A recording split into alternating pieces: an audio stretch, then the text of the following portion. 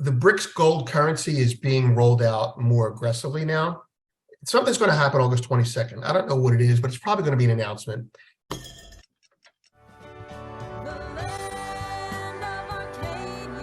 Good afternoon. It's 1 o'clock where you are. It's 10 a.m. right now as we're recording this. Vince Lansing, this is the Arcadia Economics Silver Fix. Hope everyone had a good 4th of July. I certainly did.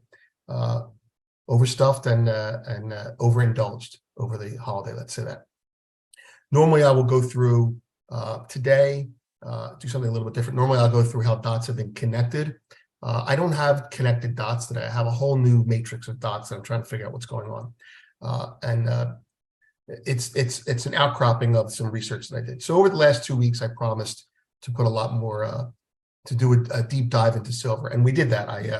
I formed a closer relationship with Bai Xiaojin in China, who's a professional in the solar industry and well-versed in precious metals, specifically silver.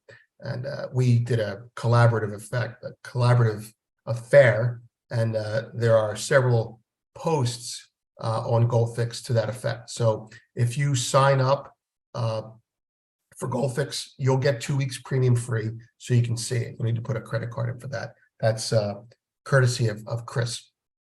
Also, don't forget to like the post and to sign up for more Arcadia Economics videos. All right, so here we go. So a couple. I'll throw some dots at you. They're connected, but I haven't really seen, the relationship yet. Okay, over the holiday weekend, we had several news items come out that were directly related to de-dollarization. Those were the BRICS gold currency is being rolled out more aggressively now. Something's going to happen August 22nd. I don't know what it is, but it's probably going to be an announcement.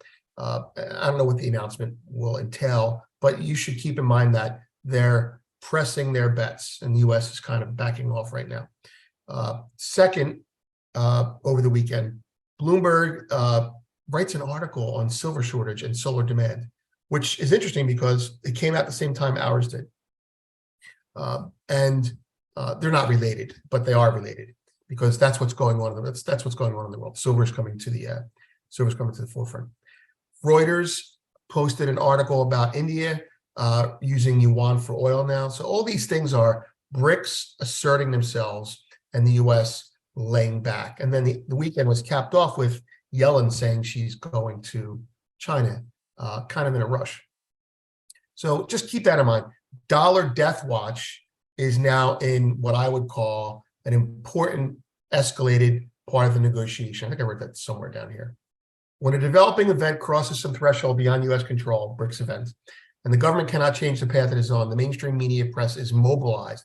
Write the stories now because we're going out there, we're going to start negotiating. That's what's going on. All right, next story.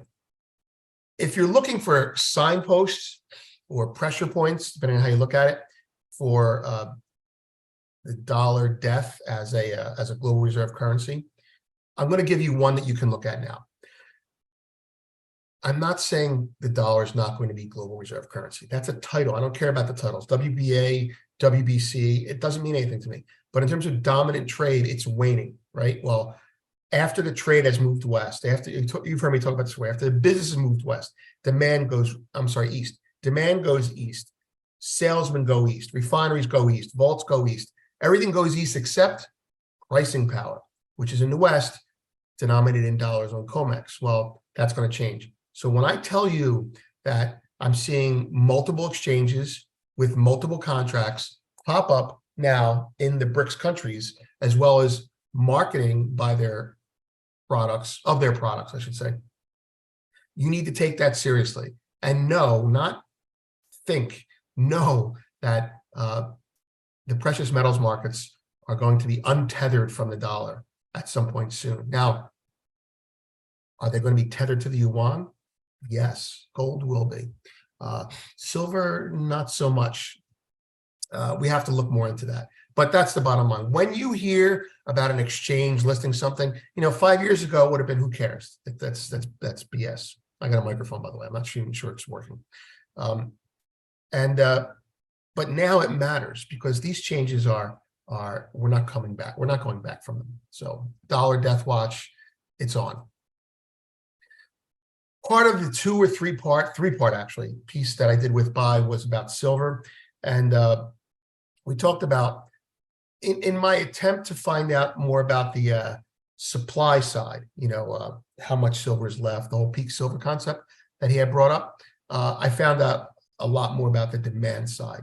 So on the supply side, just to throw it at you, on the supply side, the two major silver producing countries in the world, or two of the major, China and Mexico, are running out.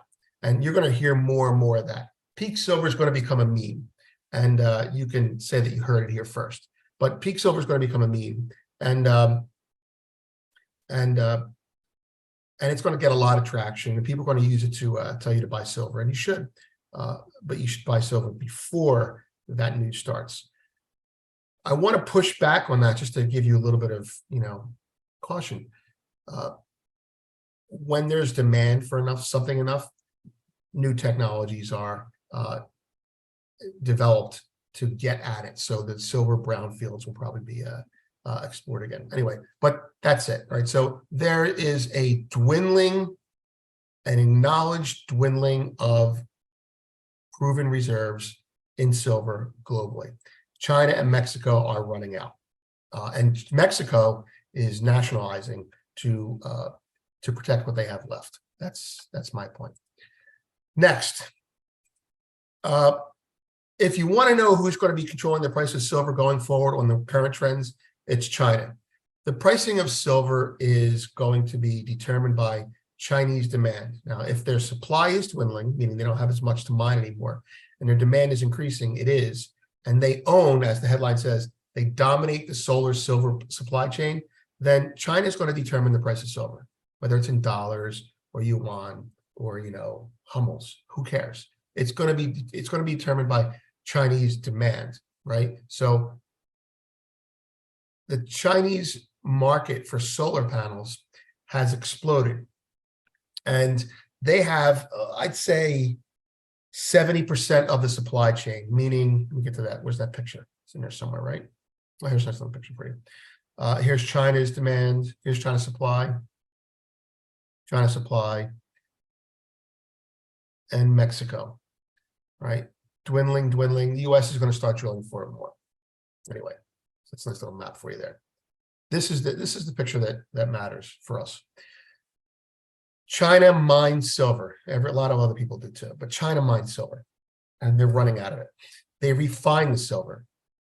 They make it into, well, they don't make it into powder. They get the powder from us, from Japan, actually. They make it into paste. They own 70% of that market share, 50 to 70%. Solar cells and solar panels, 70 to 90% of that market share. Installation, well, unless they're coming to your house to install them, they're not in that area. But the point is, the solar supply chain is the silver refining chain. And China now owns every value-added section of that chain except for powder, and that'll come. So that's something to pay attention to. Bloomberg. So this kind of caught my attention because one of the things that I worry about, not worry about, but one of the things I'm aware of is that when demand for a commodity goes up, technological applications are developed to use it more efficiently. So instead of using an ounce of silver for a solar panel, they'll use a half an ounce because they figure out ways to apply it thinner. An example of that would be, as we get better at using silver in terms of spreading thinner coats, you're going to start seeing silver. You could start seeing silver in windshield defrosters. And they're better than copper because it's silver versus copper, but it also reflects the sun. You can put it as a film, a transparent film, and it's going to be heating and cooling and good for de-icing. And the electroconductivity is better than copper. Now, the reason that hasn't happened already is because silver is expensive. But as they get better at applying thinner and thinner layers, you're going to be able to use it more and more in industry. And that's one of the things that I was watching for years. I bring that to this. I was curious if solar is going to be more efficient. Where we're using a thinner paste, we're using a smaller amount, and And so the pushback on that is, as they get more efficient, we'll use less silver. And my pushback to that has always been, yes, and the more efficiency we create in using silver, meaning we use less of it, then more people will get it. So you basically, if you thin the application out and it still works, you increase the demand because you make it more affordable for everyone. And that's the whole idea of scalability. So that's where I was. I was like, okay, fine. I don't care about how efficient they get on it. It's just more and more people are going to buy it. It's kind of like computers, the lower in price computers there are, the more computers are bought. So the lower in price, the lower silver quantity you have to use, that many more are going to be bought. So it's going to more than offset because of the demand. Now, I was satisfied with that. And then Bloomberg comes out with a story on the weekend. The world's appetite for solar panels is squeezing silver supply. I'm like, okay, Bloomberg headline, whatever, who cares, right? But more efficient cells require greater amounts of the metal. Well, yeah. The solar industry is actually going for better energy efficiency, not better silver efficiency. So they want, this is very cool, right? Like I'm thinking when you make something, you want to cut costs, you use less silver, right? They're thinking we want to cut costs, and that cost is the power of the cost of using carbon or the cost of using other types of energy. So that means more silver means more solar means less carbon. And I'm like, I'm all for that. That's great. So the model that I'm looking at right now is wrong. And that model is, the correct model is they're going to use more silver to get better efficiency on the product. So solar demand for silver is rising. Solar is a great example of how inelastic demand for silver is. That's right. That's right. I should get in touch with this guy. Solar industry has evolved to become more efficient with using smaller amounts of silver, but that's now changing. That's my point. The solar industry has evolved to become much more efficient with using small amounts of silver. And all that does is it increases applications, it increases demand, it increases use. Right. The standard passivated emitter and rear contact cell will likely be overtaken in the next 2 or 3 years by tunnel oxide passivated contact and heterojunction structures, according to Bloomberg NEF. While PERC cells, the current cells that are popular, need about 10 milligrams, TOPCon cells require 13 milligrams, and heterojunction 22 milligrams. They produce more energy, so they're worth it in their mind. Now, silver starting to look tight. It was flat last year, even as demand rose nearly by a fifth, and that's because of scrap coming out. Trouble for silver buyers is that cranking up supply is far from easy, given the rarity of primary mines, right? Now, 80% of silver comes from mining lead, zinc, copper, and gold products. One of the largest zinc mines in the world is shutting down now, and it's probably for a labor problem. But if you're not mining zinc, because zinc is too cheap. If the price of zinc goes down enough, there's less silver as a byproduct. So just keep that in mind. Right. So here's silver demand is growing faster than supply. Why they are pulling this down, I don't know. But if they are pulling this down, it's probably because they're looking at China slowdown. Silver coins, demand is down in silver coins right now, but this is the time of year when people are not going to be buying that. This is the summer. You're not going to see a lot of demand out of that. Premiums are also coming, and we'll talk about that. The final thing I wanted to touch on, just to give you a nice little well-rounded, diversified thing here is this weekend, or the 13th of June, actually, Toyota announced that they've made some substantive gains in efficiency in solid-state batteries. This is not a comment on silver right now, but as solid-state batteries get more efficient, you're going to see them consider alternatives like silver, because silver increases efficiency. Now, I just want to bring this up that, if this is not silver-based, okay, but I think you need to hear it. Do you remember in the 2000s, if you're old enough, when SUVs took off? SUVs took off because of some changes in technology and some changes in regulatory and emission standards. Well, that's going to happen with EVs now. I'm not saying it's going to be Tesla. I don't know what company to pick, but I'm saying that if Toyota's battery is good, and I believe it is, I talked to an executive in Japan, not a Toyota executive, the guy who's going to be buying batteries from Toyota for his high-end English cars that he sells. Anyway, Toyota had fallen behind the curve in terms of EVs. You know, Tesla was ahead of it, but now they are focused on batteries. And this battery, I believe, is, if it is not the one, it is the generation away from the one that will create broad EV adoption. So pay attention to that. You'll see it more. You'll see Toyota be the battery provider. You'll see Tesla be the power source generator. You'll see, you know, you're going to start seeing things like that. And in the background, you're going to see someone start talking about silver, because silver is the best conductivity metal on Earth, right? There's no substitute for silver. There really isn't. And when it gets to that point, you're going to see silver crop into the conversation. So that's it. I wanted to share all that with you. Let's look at the markets for a second. All right, so here we go. We got a nice week here. This is nice. I like this. This is the proper type of buying. Again, what did I say before? Don't get excited below this. Below this, we get into it, we could run. And what did we do last time? We got into it, we ran, we got into it, we ran below, right? We went through it again. Boom, we failed. I think we failed at one point. I was looking to get back into it. Anyway, we're right below it again. So we failed. That's right. We fell right here, right below it again. So don't be looking for anything major in pricing right now. However, as we approach August 22nd, you're probably going to see some speculative buying come in because of the BRICS announcement, whatever that is. I'm not sure what that announcement's going to be, but the yuan will be backed by a basket, implicitly or explicitly, of non-perishable commodities. And the two at the top of that list are gold and silver. You're probably going to see some other metals in there too. Gallium, beryllium, who knows, unobtainium.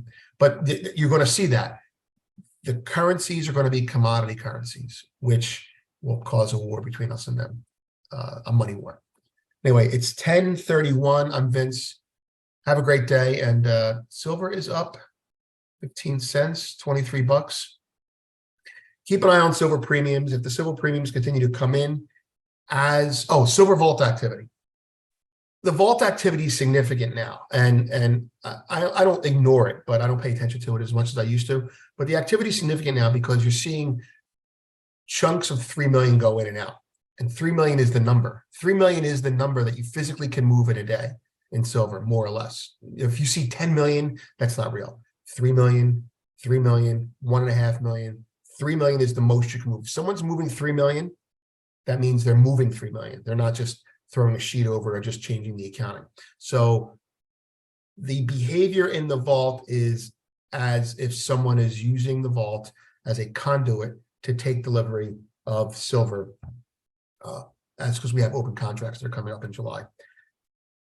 So what I mean by that is the silver vault's probably not going to empty.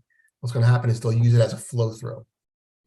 3 million in, registered, 3 million out. And someone will take delivery. That's what's going to happen. They're going to kind of, remember that bottle I showed you before with a little bit of juice in the bottom of it? That's the juice that they'll never drink out. We'll just keep using it as a flow through.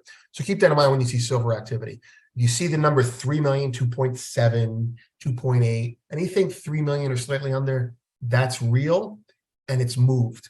If it's 500,000, who cares, right? But 1.5 million, even you don't care about that. You see 3 million, that's serious player money moving silver around. You see 6 million, that's bullshit. It's probably 2 days of 3 million that they forgot to add up. There's a lot of shenanigans going there. Have a great day.